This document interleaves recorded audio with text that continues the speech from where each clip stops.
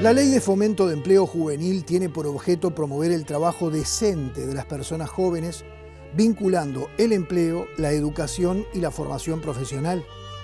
Las empresas privadas que emplean jóvenes bajo las modalidades establecidas por esta ley gozan de un subsidio parcial que puede llegar al 25% de las remuneraciones mensuales del trabajador, siempre y cuando éstas no excedan de 18.000 pesos a valores de enero de 2018.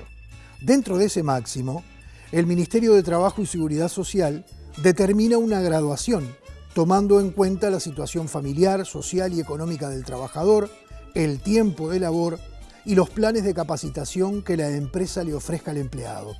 Pero además, la ley contiene una modalidad de práctica laboral para egresados de cualquier carrera o curso, frente a la cual el subsidio consiste en 15% de las retribuciones mensuales del trabajador. A pesar de esto, la mayoría de los empleadores, inclusive el Estado, generalmente prefieren contratar profesionales con experiencia. También existe en el marco de esta ley una modalidad de práctica formativa en empresas, aplicada a la cual se establece un subsidio de hasta 50% de la remuneración. La ley establece además, como deberes genéricos del empleador, la obligación de colaborar con la formación y capacitación de los jóvenes.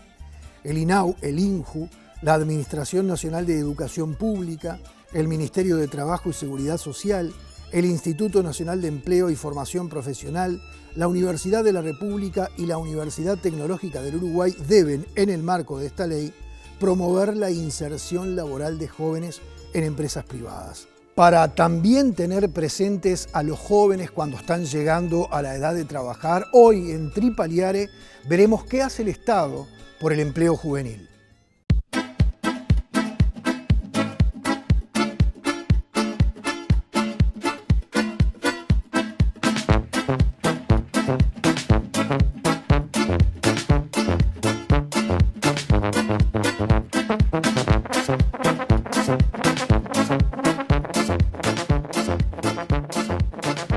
Federico, Uruguay tiene un instrumento aparentemente muy valioso que es la Ley de Fomento del Empleo Juvenil, que además tuvo una modificación hace algunos años, por ahí por el 2013. Y lo que queremos saber, porque sin duda que el Instituto Nacional de la Juventud tiene una activa participación en la puesta en funcionamiento de esto, y queremos saber de qué manera interviene.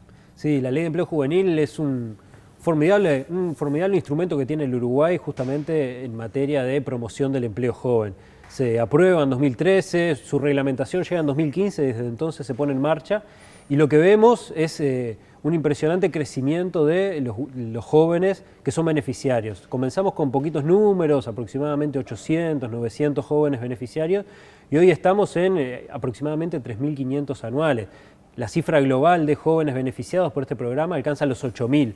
O sea que tal vez esas dudas que tuvimos al comienzo de la implementación o que se tuvo al comienzo de la implementación de esa ley, hoy con los resultados a la vista y con este monitoreo y evaluación permanente, bueno, caen y nos permiten ahora sí evaluar de forma precisa y rigurosa qué modificaciones es necesario hacerle, qué tanto se corresponde a la realidad actual de los jóvenes y qué tanto es una herramienta deseable, con sus limitaciones por supuesto, pero hacia dónde deberíamos avanzar como Estado, como Uruguay, como sociedad, para poder luchar contra las desigualdades que hoy sufrimos los jóvenes en materia de empleo y de trabajo. Bien, ahora, esto que acabas de decir es una especie de prólogo conceptual de lo que es la Ley de Empleo Juvenil, pero me da la sensación, si es un preconcepto, decímelo, no hay ningún problema, de que el INJU debe ser el que mejor interpreta las necesidades o la realidad de los jóvenes que están en la franja etaria a la cual está dirigida esta ley. Primero que nada, ¿la franja etaria cuál es? ¿15? Sí, de 14 a 29, prácticamente sí, arranca a los 15. Sería muy pretencioso de mi parte decir que somos los que mejor interpretamos el sentimiento y la situación de los jóvenes, pero sí es verdad que hacemos importantísimos esfuerzos para acercarnos lo más posible a una lectura con la máxima precisión sobre la situación de los jóvenes. Realizamos encuestas nacionales de adolescencia y juventud, que son quinquenales, tenemos la última de 2013 que arroja datos muy interesantes sobre cuál es la situación de los jóvenes en materia laboral y estamos terminando el campo de la encuesta 2018, o sea que en el correr de estos meses vamos a tener resultados frescos sobre cuáles han sido las continuidades, pero también las transformaciones en materia de juventud y empleo. Uno de los datos que nos arrojaba la encuesta nacional de adolescencia y juventud del 2013 es que 2 de cada 3 jóvenes acceden a su primer trabajo a través de redes de conocidos. Y esto puede parecer una obviedad para cualquier familia uruguaya, pero también esto no hace otra cosa que esconder la semilla de cierta desigualdad. Por supuesto que un joven de determinados barrios de Montevideo va a acceder a trabajos con mayor formalidad, con condiciones más dignas, mejor pagos, que otros jóvenes que tal vez viven en contextos con muchos mayores niveles de exclusión. Ambos basados en esa cosa del conocimiento personal de su entorno. Exactamente. Solo que el entorno de uno y el entorno del otro no son iguales. Digo porque esto también nos permite problematizar esa idea de la meritocracia. Bueno, el joven accede allí donde sus propios méritos y talentos lo coloquen. Bueno, esto por supuesto que es cierto, porque claro que hay que estudiar, hay que formarse, hay que pelear por seguir, por tener un proceso de autonomía creciente y mejorar la calidad de vida de uno, pero al mismo tiempo hay muchos factores sociales que determinan la trayectoria de vida de estos jóvenes, particularmente con lo que tiene que ver con su empleo. Uh-huh. ¿Y cómo lo viven los jóvenes? ¿Cómo viven esa diferencia a la cual te acabas de referir cuando utilizan su entorno para conseguir su primera experiencia laboral, pero resulta que los entornos son distintos? De repente hay un chico que es de un entorno un poco más carenciado, que tiene una base de conocimientos que le permitiría acceder a un empleo mucho más estable y hasta, si se quiere, digno, donde se contemplan sus derechos como trabajador, pero resulta que no tenía conexiones en ese entorno. Digo, ¿eso pasa? Esta situación es muy naturalizada por los propios jóvenes y sus familias. ¿Cuántos de nosotros escuchamos hablar del derecho de piso? Bueno, sos joven, capaz que no te pago lo que tendría que pagarle un trabajador que haga lo mismo que vos, tal vez no accedes a la formalización y a la protección social en tus primeros meses porque estás a prueba. Bueno, eso es algo que tenemos que desterrar como sociedad. ¿Por qué? Porque puede parecer obvio y hasta cómico para un joven tal vez de 17, 18 o incluso menos años, pero en realidad nosotros tenemos la certeza de que las primeras experiencias laborales determinan la posterior trayectoria de ese joven. No es lo mismo para un joven que su primera experiencia laboral fue de trabajo decente, con condiciones dignas, formalizado, con remuneraciones acordes a su tarea, con libertades sindicales. Ese joven tiene un montón de herramientas más para trabajar con buena calidad el resto de su vida y al mismo tiempo conocer sus derechos. Si esas primeras experiencias son precarias, bueno, en buena medida esa trayectoria va a estar limitada por esos primeros contactos con el mundo laboral. ¿Y cómo hace el Instituto Nacional de la Juventud para optimizar esas primeras experiencias? Tenemos diversas líneas de acción. Creo que sin duda alguna la Ley de Empleo Juvenil es uno de los dispositivos más potentes porque nos permite, por supuesto, trabajar con los jóvenes a través de talleres, de sensibilizaciones, pero lo hacemos de la propia práctica. No es lo mismo con programas, por ejemplo, como Yo Estudio y Trabajo, en donde, por supuesto, que el joven accede a una primera experiencia laboral en el sector público, pero al mismo tiempo se le obliga a que siga estudiando y, en paralelo, realiza talleres de orientación vocacional, distintas orientaciones y acompañamientos socioeducativos. En ese juego, en ese balance entre la teoría y la práctica es que queremos avanzar. Es por eso que las últimas modificaciones de la Ley de Empleo Juvenil promueven la formación dual. Esta idea de que cada vez más nuestros propios procesos formativos de educación puedan estar conectados con el mundo del trabajo. No para que el mercado o los empresarios determinen cuál va a ser la oferta educativa en el país, pero sí para que, lo que yo creo tiene que ser una alianza triple que sea verdaderamente beneficiosa para el país entre los intereses de los propios jóvenes, qué quieren estudiar, cuáles son sus vocaciones, que se van transformando en la medida que el tiempo pasa, cuáles son las demandas del sector empresarial, del mundo del trabajo, pero al mismo tiempo solemos olvidarlo. Creo que es necesario subrayar cuál es la estrategia de país, cuál es el rumbo, cuál es la política estratégica que Uruguay se quiere proponer en materia de transformación de su matriz productiva. Bueno, esto de alguna forma hay que atarlo con cuáles son los intereses de los jóvenes y cuáles son las demandas propias del mundo laboral. Si solo trabajáramos sobre el binomio demanda de jóvenes, demanda del mundo empresarial, bueno, vamos a terminar yendo para donde sople el viento. Uruguay hoy está trabajando hacia una transformación de la matriz productiva y bueno, es así que tomamos algunas decisiones estratégicas como diversificar la oferta educativa y descentralizarla en todo el interior del país, generando incluso carreras nuevas que no están en Montevideo. Uh-huh. Por primera vez estamos viendo jóvenes montevideanos que viajan al interior del país para continuar sus estudios avanzados. Eso hace un nuevo mapa del Uruguay que está muy distante todavía de lo que soñamos, de lo que queremos alcanzar, pero da algunas pistas de cómo seguir trabajando. Y tengo la certeza de que no puede haber política laboral que no absorba o no integre la perspectiva generacional. Hoy las mayores desigualdades en materia laboral se concentran en las generaciones de menor edad. El desempleo joven duplica al desempleo del resto de la población, pero no solo en desempleo tenemos que reflexionar, también los jóvenes concentran los mayores indicadores de informalidad. Casi un 30% de jóvenes trabajan en la informalidad y este es un número que tal vez es bajo en comparación con el resto de la región, pero en Uruguay todavía hay una desigualdad con respecto a los mayores de 30 años. ¿Cómo juega, en esto que me venís diciendo, cómo juegan estos nuevos actores que aparecen en el mercado de trabajo y que justamente tientan a jóvenes poco preparados? Porque, y esto sin ánimo de hablar de manera peyorativa y nada por el estilo, pero es así, manejar una bicicleta es fácil. No se requiere demasiada preparación. Pero sin embargo, estos actores, me refiero a las empresas que trabajan con aplicaciones de teléfonos móviles o electrónicas, que entregan o reparten desde comida hasta repuestos, medicamentos, correspondencia, lo que sea, le prometen al joven libertad y ser su propio empleador, que trabaja cuando quiere y cuando no quiere no trabaja. ¿Cómo calza en el medio de todo esto?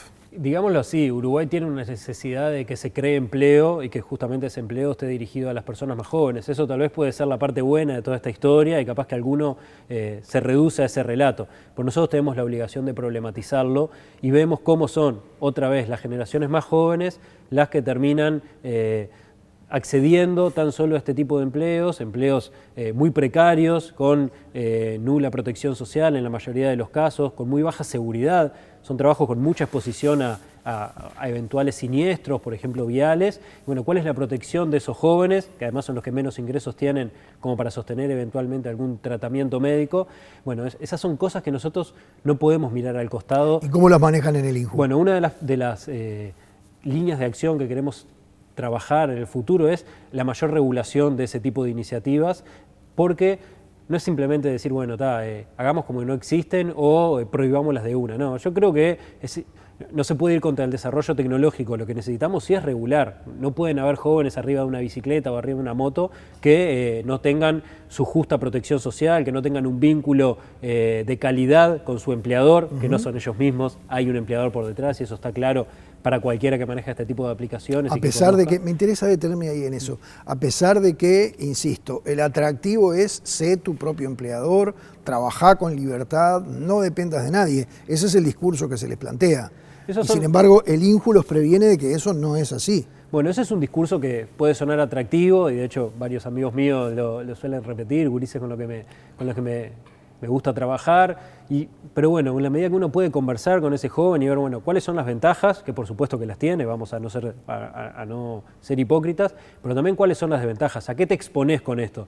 Es tan fácil como un buen ejemplo sería decir, bueno, capaz que el joven preferiría no tener protección social para así incrementar su salario. Por eso puede ser atractivo en los primeros años, no solo para los jóvenes, para el total de la población, esta cuestión de la informalidad para aumentar los ingresos. No obstante, eso puede tener consecuencias muchísimo más complejas a la hora de justamente que llegue el momento de necesitarlo. En materia de seguro de desempleo, de seguro por accidentes. Y esto nos lleva a un tercer tema. Hablamos de desempleo, hablamos de informalidad, pero también en materia de siniestralidad laboral, de accidentes laborales, también se concentran entre los jóvenes, entre las personas de menor edad. Eso también estamos desarrollando campañas que por suerte son tripartitas para advertir, no solo a los jóvenes, por supuesto, sino también a los empleadores de que no se negocia, no se transa con las medidas de protección, de seguridad para los trabajadores. Y eso es particularmente importante para jóvenes que están desarrollando sus primeras experiencias laborales.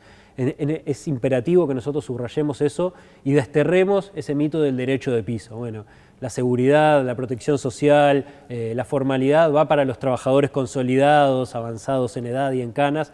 No, esto tiene que ser, si queremos avanzar en una sociedad que sea verdaderamente protectora de las generaciones más jóvenes, tiene que ser particularmente importante en el comienzo de la vida laboral y no al revés como sucede lamentablemente hoy. Hoy yo digo que la mejor forma de salir de la pobreza es cumplir años. Cuando uno ve dónde se concentra la pobreza infantil, pobreza entre adolescentes y los bajos indicadores de pobreza que tenemos entre las personas mayores. Bueno, un poco con lo que tiene que ver con trabajo pasa algo similar y es por eso que celebramos cuando hay legislación que promueve la creación de empleo joven y a veces tal vez miramos con un poco más de crítica, por ejemplo, la última ley que promueve un subsidio especial para los mayores de 45 años. Eso a nosotros nos llamó un poco la atención porque entendemos que, por supuesto que esta población tiene una particular situación, pero nosotros seguimos viendo que los principales indicadores de desigualdad se concentran entre adolescentes y jóvenes y creemos que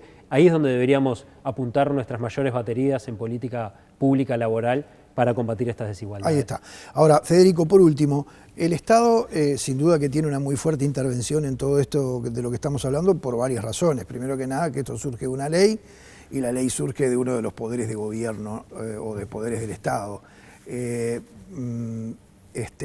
Por otra parte, digamos que el liderazgo de todo este movimiento que provoca la ley 19.133. 133. ¿No? Ahí está. Lo ejerce el Ministerio de Trabajo y Seguridad Social, tenemos el Instituto Nacional de la Juventud, que también tiene una activa participación en la puesta en práctica de esta ley, entre otros, porque también está la Universidad de la República, la UTEC, ANEP, hay muchas instituciones del Estado que están participando en esto. Pero hay algo de lo que generalmente la gente se olvida. El Estado es empleador también, es un gran empleador. Tiene cientos de miles de personas bajo su dependencia, ¿verdad? Por todos los roles, las funciones que tiene el Estado y los servicios que tiene que brindar a la sociedad a la cual pertenece. Y el Estado, ¿qué nivel de compromiso tiene en esto? Porque preparando este programa hemos estado revisando muchos llamados que podrán estar enmarcados o no en la ley. Ahora salgamos un poco del marco de la ley, pero quedémonos con lo conceptual, con aquello de ayudar a los jóvenes a insertarse en el campo laboral, a que el trabajo sea decente, tal como lo define la OIT, etcétera, etcétera. Entonces, ¿qué nivel de compromiso tiene el Estado como empleador con este tipo de instancias? Porque, por ejemplo, en los llamados a profesionales de todo tipo, siempre se requiere experiencia. Exacto. Y un joven recién egresado, ¿de dónde va a sacar la experiencia? Exacto. No es casualidad que en el empleo público se concentren también las mayores edades. O sea, en realidad hay una desigualdad digámosle, el promedio de edad entre el empleo privado y el público, justamente por este tipo de razones. El empleo público suele requerir un nivel académico generalmente alto y al mismo tiempo a partir de los sistemas que nos dan garantías para que los trabajadores públicos entren por concurso, por oposición y méritos, bueno, también se requiere experiencia laboral. Esto de alguna forma es una limitante para los jóvenes que no tienen primera experiencia laboral o que están todavía desarrollando su carrera académica y de hecho la Ley de Empleo Juvenil y en particular su módulo dirigido a la promoción de la contratación, o mejor dicho, el desarrollo de programas para la promoción de empleo joven en el sector público, como mejor ejemplo es el programa Yo Estudio Trabajo, es lo que nos ha permitido ir ganando en una mayor sensibilidad de las oficinas públicas con respecto a la población más joven. Tal vez antes era un problema que se veía bastante lejano. No es lo mismo cuando a tu oficina entra un joven de 18, 19 años en el formato de primera experiencia laboral, con un seguimiento socioeducativo de tutores, cuando alguien dentro de la oficina tiene que hacerle el seguimiento, bueno, empieza a haber una mayor sensibilización con respecto a esta problemática, pero al mismo tiempo otro descubrimiento de estos últimos años es que también la propia dinámica laboral se modifica en la medida que un joven entra a estas oficinas que tal vez no estaban tan caracterizadas por la juventud. Claro. A nosotros, por ejemplo, en el INJU nos ha pasado de tener que rever algunos mecanismos de decisión interna, mecanismos de toma de decisiones, como le decía mejor. Verdaderamente vemos que en todas las organizaciones e instituciones en donde estos jóvenes se integran, no solo del programa Yo Estudio Trabajo, también jóvenes en situación de exclusión, como por ejemplo a través de Jóvenes en Red o del apoyo a gurises que egresan del INISA, vemos cómo también se modifica no solo la trayectoria de vida de los jóvenes, sino también el propio centro de trabajo. ¿Y en qué se modifica la dinámica del centro de trabajo? Bueno, en muchos casos nos lleva a interpelar cuáles son las dinámicas propias. Muchas veces cuando en un mismo trabajo las personas permanecen en el tiempo, uno también, esos lugares van tomando algunos vicios, se empiezan a perder las metodologías y bueno, vos hablá con tal o hablá con fulana o con fulano que él lo resuelve. Bueno, cuando entra alguien nuevo, joven, con necesidad de aprender y dominar sobre todo la metodología. Entra sin esos vicios, por decirlo de alguna manera. Entra sin esos vicios y al mismo tiempo interpela la construcción de esos lugares. Y al mismo tiempo nosotros como trabajadores, cuando vamos a decir, bueno, habla con fulanito, bueno, no, capaz, no es lo que le tengo que decir, le tengo que decir, no, recurrí a determinada oficina. Claro. Eso a nosotros nos ha llevado a mejorar mucho nuestros propios dispositivos de atención a los gurises. Federico, gracias por haber estado con nosotros. Un verdadero placer y ojalá este tema se siga trabajando en el Uruguay, que buena falta. Aquí por lo menos que va a seguir. Muchísimas gracias.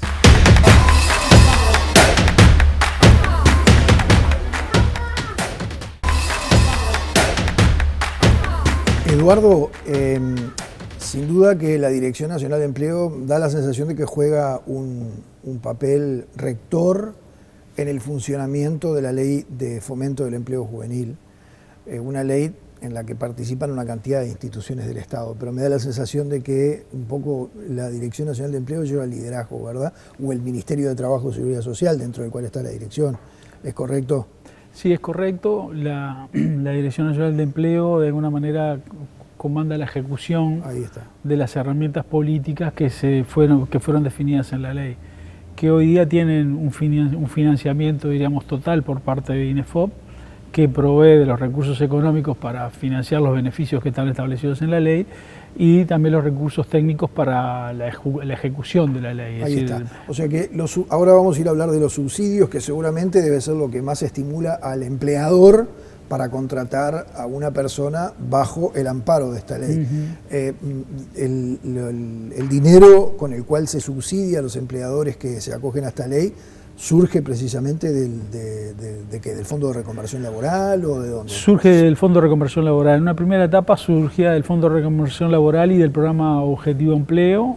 En este periodo de gobierno pasaron, a partir del presupuesto del ese presupuesto nacional, pasó totalmente al financiamiento de INEFOP, el grueso de los componentes de la ley. Ahí está. Vamos a ser bien prácticos en estos minutos de diálogo, te propongo, Eduardo, para que la gente sepa, tanto interesados del lado empleador como interesados del lado trabajador, cómo funciona la ley concretamente, cuáles son los beneficios para el empleador que contrata bajo esta modalidad. Bueno, en primer lugar, la ley es una herramienta muy importante en términos de vinculación entre estudio y trabajo. Diríamos, es un componente de herramientas que promueven estudiar y trabajar. Y a su vez promueve trabajar sobre determinadas problemáticas que tienen los jóvenes para ingresar al mercado de trabajo. Por ejemplo, no tener experiencia laboral. Entonces, una persona o una empresa que contrate a un joven sin experiencia laboral tiene un beneficio. Otro problema que tienen los jóvenes, obviamente, es los jóvenes en situación de vulnerabilidad social que tienen más dificultades para insertarse en el mercado de trabajo. Bueno, aquella empresa que contrata a un joven en situación de vulnerabilidad social tiene un beneficio económico mayor al que tenía si contrata a una persona sin experiencia laboral. Y así diríamos con otros componentes que promueven mayores días de licencia a jóvenes que están estudiando, es decir, hay una ley que marca días de licencia por estudio. Bueno, si un joven necesita más días de licencia y la empresa está afín, bueno, INEFOP, a partir de esta ley, financia días adicionales de licencia.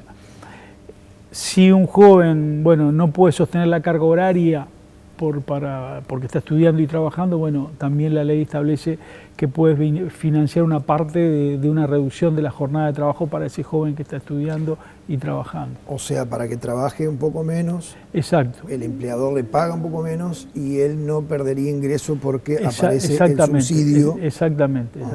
Es decir, esos serían como los componentes fundamentales de la ley, además de la promoción, diríamos, de la práctica laboral en las empresas públicas, que es otro componente importante que se conoce tradicionalmente como el programa Yo Estudio y Trabajo, que es un número de plazas importantes dentro del sector público que se reservan para que haya prácticas de jóvenes que están estudiando en todo el territorio nacional. Entonces los jóvenes practican por cerca de un año en ANCAP, en UTE, no sé, en los ministerios, en algunas intendencias. Pero esto que me estás diciendo también enmarcado en la Ley de Fomento del Empleo Juvenil. Sí, es práctica laboral en el sector público, vendría a llamarse.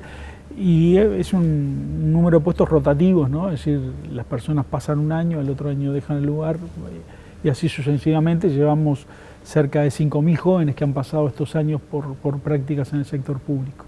¿Y los plazos de los contratos de trabajo son a término? Sí. Me refiero a todo, no me refiero solamente al sector público, ¿eh? En el sector público son a término, en el sector privado son a término, las empresas los pueden continuar. Si una empresa le interesó, el joven que contrató, se le termina el beneficio y lo puede retener. Está bien, pero lo retiene ya fuera de... Exactamente. O no haciendo uso de los beneficios que tiene la ley. Exactamente. La relación laboral con este tipo de beneficios, tanto para el empleador como para el trabajador, es limitada en el tiempo. Es limitada en el tiempo y el tiempo máximo, en el caso de personas en situación de vulnerabilidad social, sería 18 meses el máximo. Y en el caso de primera experiencia laboral son 12 meses, con subsidio, después lo pueden mantener. Un año y un año y medio. Exacto.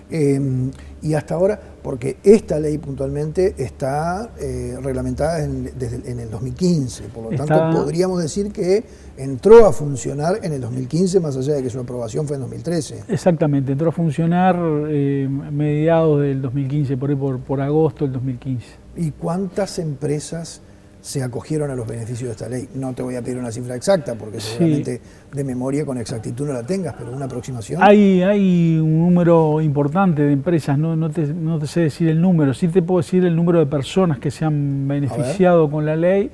El componente que nosotros le damos más importancia porque conocemos lo complejo que es incorporar al mercado de trabajo a una persona en situación de vulnerabilidad social. Lo hemos trabajado mucho con el MIDES, desde el plan de emergencia, siempre hemos tenido dificultades importantes y estos subsidios originalmente surgen pensando en las personas en situación de vulnerabilidad social que pasaban por los planes del MIDES y que, bueno, con subsidios intentamos incorporarlos a la actividad privada. No tuvimos mucho éxito eso en el plan de equidad que se generó en el 2008. En esta ley de empleo juvenil podemos decir que tenemos un éxito razonable. Llevamos arriba de 2.500 personas que se lograron insertar con estos estímulos, ¿no? Y llevamos del entorno de los 9.000 vínculos, si uno mira globalmente todos los componentes, es decir, que unas 9.000 personas a partir de esta ley han logrado participar y ser parte del mercado de trabajo en los distintos componentes que promueve la ley. Entre el 2005 y la actualidad. Exactamente. 2015, perdón. Exactamente, sí. En un momento además que todos asistimos que hay una cierta desaceleración económica y que no estamos en un periodo de generación de nuevos puestos de trabajo importantes, ¿no? Por lo tanto, son valorables estos números. Ahí. Podrían ser mejores y necesitamos que sean mejores, pero son valorables. Ahí está. Y estamos viendo también que los porcentajes de subsidio al empleador que contrata a un trabajador bajo esta modalidad también varían. Incluso hay un extremo que puede llegar hasta el 50%. Contame cómo funciona eso, Eduardo.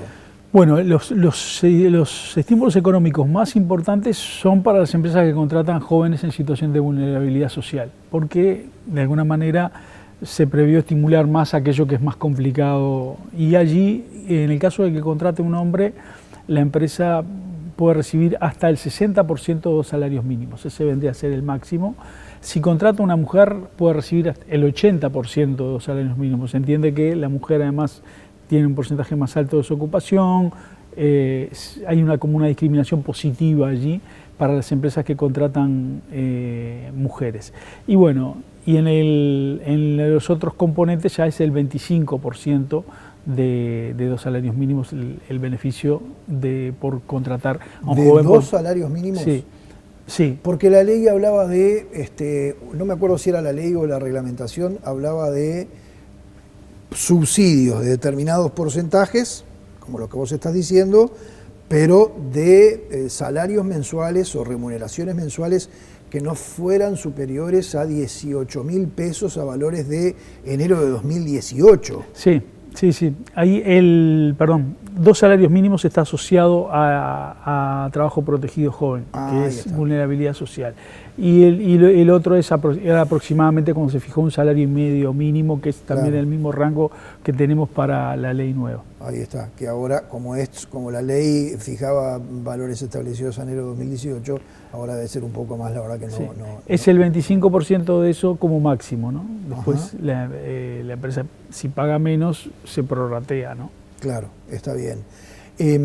Y también se observa como punto interesante que la ley establece que tiene que haber una promoción del mecanismo incluso por parte de los propios empleadores que se han visto beneficiados. De hecho, cuando terminemos contigo, vamos a hablar con el representante de una empresa, en este caso el rubro de los repuestos automotrices, que se ha visto beneficiado, va a contar la experiencia de qué manera pudo acogerse a la ley de fomento de empleo juvenil y cuáles fueron los beneficios que eso le reportó. Digo, está también establecido en la ley.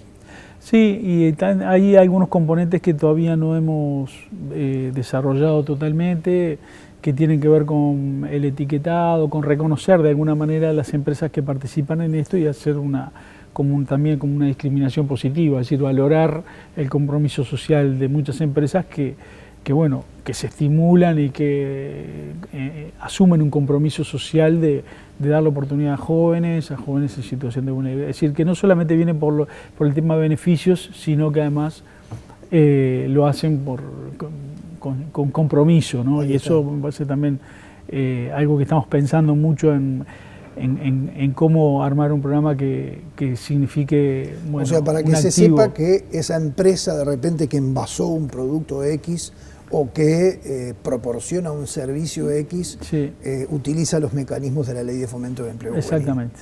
Como cosa positiva. Sí, como cosa positiva, sí. Ahí está. Y ahora para terminar, Eduardo, ¿cómo se materializa el subsidio al empleador? Bueno, el subsidio al empleador se materializa a través de los aportes al Banco de Previsión Social. Cuando una empresa aporta a la seguridad social, a ver, un componente importante de todo esto es que todo es en la formalidad, que las empresas no tienen que haber enviado personas al seguro de paro, que no tienen que haber tenido despidos en la categoría, es decir, una serie de resguardos para que no haya un cambio de un funcionario por otro por otro más barato, para obtener el beneficio. Y además para obtener el beneficio. Entonces, la seguridad social es promover que los jóvenes que hacen su primera experiencia laboral lo hagan en la formalidad, es marcarlos positivamente en su trayectoria laboral.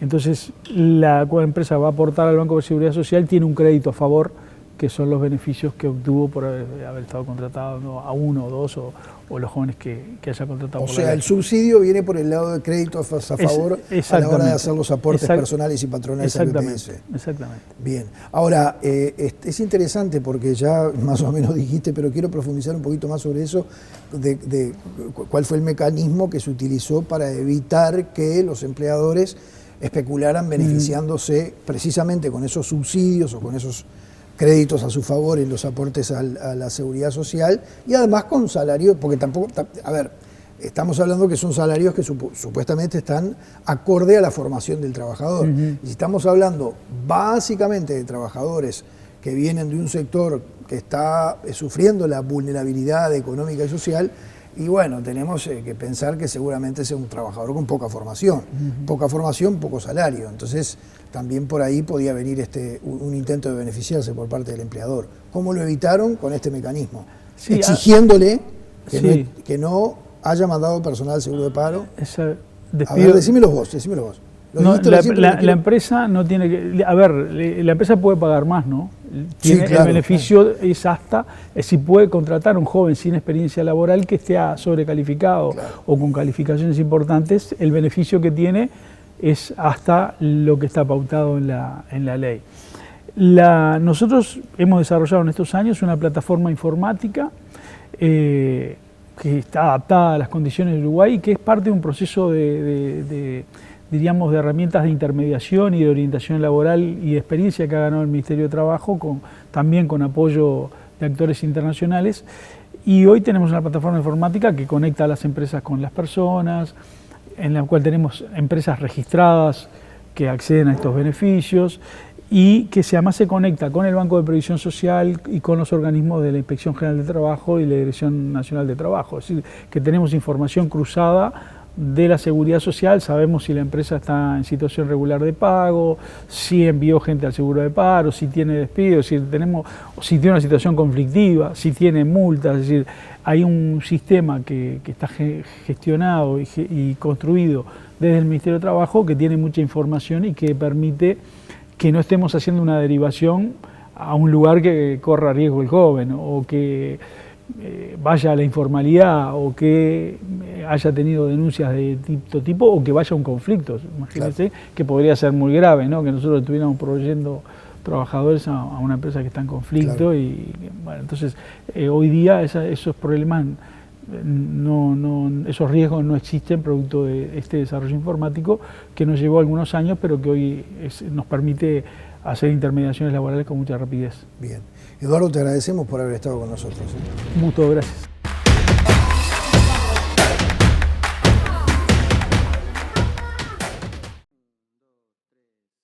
Pasar de empleado a emprendedor tiene bastantes riesgos.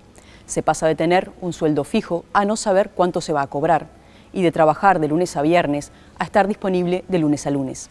Pero a cambio tiene unos cuantos beneficios. El más importante de ellos es que se deja de trabajar por el sueño de otro para trabajar en el propio. Estas personas aman lo que hacen. Montevideo para mí fue como el lugar donde creí que iba a poder refundarme o refundirme. Ese fue el eslogan. Yo viví en Buenos Aires 15 años y siempre tuve la inquietud de vivir en otro país y de pronto me di cuenta que Uruguay era un país que estaba cerca, que hablábamos el mismo idioma y que tenía la posibilidad de dedicarme a lo mío, que es los libros, que son los libros, y era una apuesta esto, refundarme o refundirme, o sea, me podía ir muy bien o no, y tomé el riesgo y crucé el charco, como se dice. Yo quería probar vivir en otro país, no siempre quise vivir en el extranjero, quería probar, sentir qué se siente viviendo en otro lado. Y entonces de Córdoba me fui a Buenos Aires, y de Buenos Aires llegó un momento en que sentí que ya estaba el ciclo concluido y que podía probar. Y Uruguay siempre me sedujo y me abrió las puertas también, porque uno puede querer y después la realidad puede ser otra. Y sin embargo aquí concreté el sueño. Allá siempre fui empleada, aquí soy mi propia dueña, digamos. La librería del mercado, que es como un hijo para mí, es el sueño concretado de la librería propia, surgió casi sin querer. Yo trabajaba en una empresa de libros, una cadena de librerías importante de uruguaya, y un día vi que se abrió un mercado gastronómico y dije, qué bueno que sería tener una librería ahí, y mandé un mail preguntando si no habían pensado en una librería y me dijeron que no, pero que les gustaba la idea. Y de pronto tenía esa oportunidad y bueno, fui hacia ella. Fue dejar la comodidad de un trabajo de lunes a viernes con un sueldo garantizado todos los meses y la zona de confort a la adrenalina de no saber qué pasa todos los días, pero que es mi proyecto en el cual 24/7 estoy pendiente, le pongo el cuerpo, el alma, la vida, la pasión y las ganas de que crezca y se sostenga en el tiempo. Entonces uno arriesga comodidad por pasión, básicamente. Se vive de vender libros. Uruguay es un país que lee un montón, aunque la gente crea que no.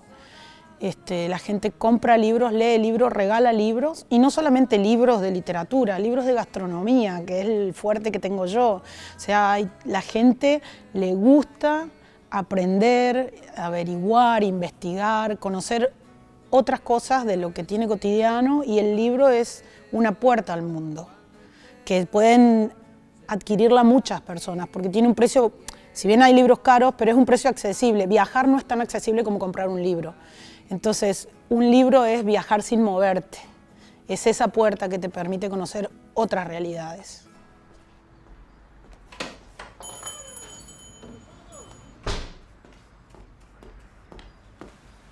Perdone, ¿tiene una novela de un escritor extranjero con una portada azul? Es que he oído hablar de él en la radio, que trata sobre una historia de amor. Se acaban de llevar el último. Una pena. Uf, vaya por Dios. Tendré que seguir buscándolo. Que haya suerte, señora. Gracias.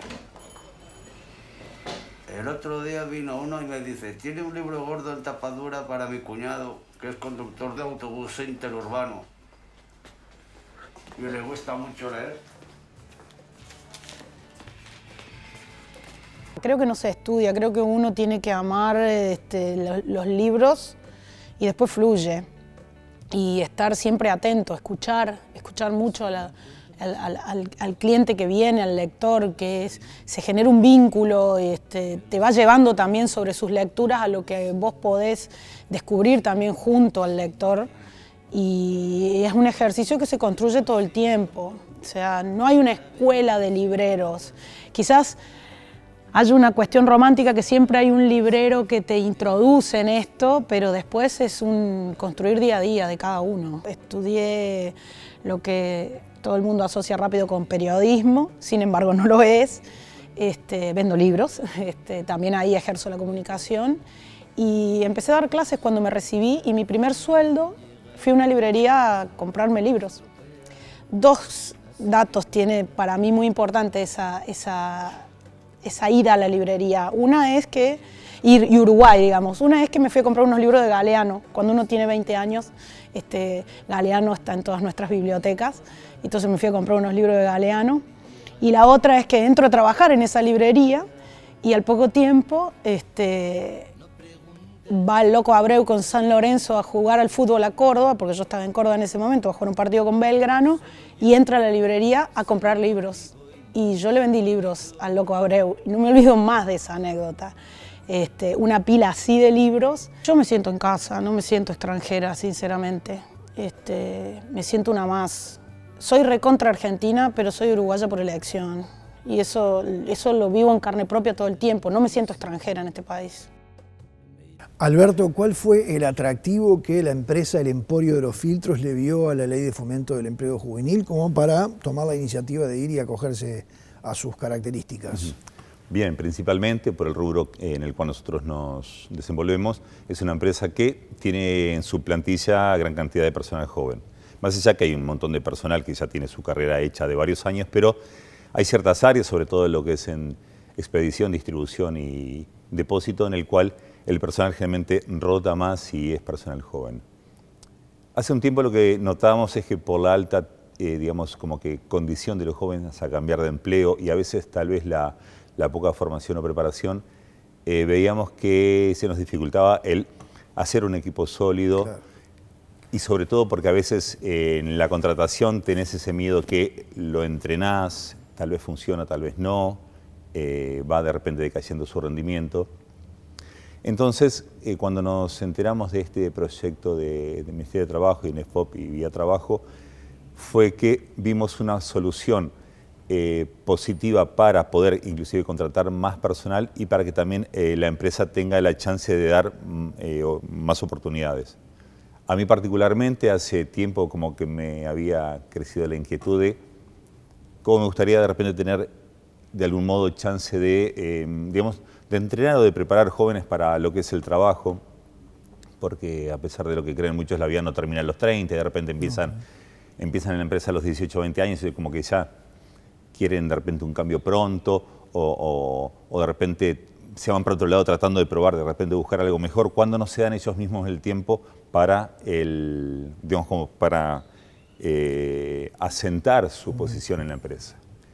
Entonces, con este proyecto, la empresa se vio posibilitada de dar más oportunidad a trabajadores, porque siempre hay lugar para uno más. Lo que pasa que a veces, por el tema de, bueno, justamente el tema económico que tiene cada una de las empresas, se retasea un poco la contratación de personal. Entonces, como que es un ganar-ganar. Nosotros le damos la oportunidad a más personas para que ingresen a trabajar y a su vez, sí sabemos que la empresa tiene un beneficio monetario en lo que son los aportes patronales. Pero también sabemos que, digamos, este proyecto, este plan de inserción laboral, está muy cuidado, está muy, digamos, contenido. Tenemos las contrataciones para los jóvenes como primera experiencia laboral, para aquellos que vienen de sectores más vulnerables, sobre todo muchos que quieren reinsertarse al mercado laboral y no lo logran. Entonces ahí tenemos la modalidad de trabajo protegido joven. Bueno, el Ministerio hace sus estudios correspondientes para ver si ellos califican. Pero también ahora está la nueva modalidad que se ayuda a trabajadores mayores de, creo que es de 45, 43, sí. No recuerdo exactamente. A partir de finales del 2018. Sí. Nosotros por suerte ya hemos tenido la oportunidad de poder contratar personas en todas estas modalidades. La experiencia ha sido muy buena, el grado de permanencia en la empresa también, solamente así a ojo de buen cubero, como dicen, solamente 2 personas nada más no se adaptaron, digamos, a la modalidad de trabajo, pero bueno, la empresa tuvo la oportunidad de darles la posibilidad de insertarse. Y una tranquilidad para las empresas, por ejemplo, es que a veces de repente en los pocos meses de repente que la ley da como tiempo para la estabilidad laboral, y entonces, bueno, esos temibles 3 meses que, bueno, si lo despido después tengo que pagarle despido, y no, que las empresas en general están como que con el lápiz, con la punta fina viendo eso. Acá tenés la posibilidad de, bueno, tú incorporás al joven, digo, al joven o al mayor también, porque hablamos ahora de este nuevo plan. Que es parecido, pero dirigido a personas de más de 45 años. De más de 45. Yo particularmente en esta empresa empecé a trabajar a los 46 años, o sea, como digo, la vida no termina a los 30, no, claro. Uno tiene que apostar siempre. Entonces, cuando la persona comienza, digamos, como que a enganchar en lo que es la dinámica de la empresa, todavía la empresa, si quiere, digamos, como que asegurarse la posibilidad de decir, y funcionará y andará bien, entonces hay todo un año en el cual todavía el Ministerio está acompañando a la empresa, claro, justamente en la inserción, en el aprendizaje, en el funcionamiento de este empleado. Entonces, a la empresa le da una tranquilidad. Y bueno, ya tenemos jóvenes que han pasado el periodo de prueba de estabilidad del contrato que va por intermedio del Ministerio y ya están como dentro de la planilla nuestra. Ahí está. No hay en este caso, en la contratación mediante la Ley de Empleo Juvenil, no hay entonces un periodo de prueba, el clásico periodo de prueba de 3 meses. No, en este caso, por esta modalidad, el periodo de prueba es al principio fue de 1 mes, y se ve que más de una empresa, digamos, como que lo comentaron y después lo extendieron a 2 meses, porque a veces vos en 1 mes no tenés la chance de conocer, claro, a la persona. O sea que entonces periodo de prueba sí hay. Sí, hay un periodo de prueba. Es menor al tradicional de 3 meses. El tradicional sí, es de 2 meses. Pero nosotros, digamos, cuando incorporamos a la persona, bueno, hay una entrevista previa, hay una preselección. Yo soy una de las personas que más entrevisto personal. Lo que me gusta es darles la tranquilidad que se olviden del periodo de prueba, que se olviden de que esta contratación es por intermedio del Ministerio de Trabajo y el FOP y que están ellos detrás. Simplemente es que ellos se centren y se concentren en capacitarse, en aprender, en reinsertarse, porque tenés de todo. Jóvenes con hijos y sin hijos, que viven con los padres o sin los padres, o viven con su pareja. Entonces, uno ve cara y no ve corazones. Entonces, la situación de cada uno es muy diferente. Entonces, lo que le damos, como yo digo, las mejores condiciones para que se desarrollen en la empresa, que no tengan que preocuparse de otra cosa, de venir, cumplir su horario, hacer la tarea, ser proactivos, aprender, preguntar, inclusive que se sientan libres de proponer, de interactuar, porque a veces de repente uno, por ser nuevo, bueno, yo no me muevo acá porque capaz que hago algo incorrecto. Entonces, lo que siempre estamos fomentando es que la persona que aporte, que sea proactivo. Y fomentan la capacitación también, porque la ley contempla un beneficio económico aún mayor a aquellas empresas que fomentan la capacitación y la formación del empleado que contrataron bajo esta modalidad.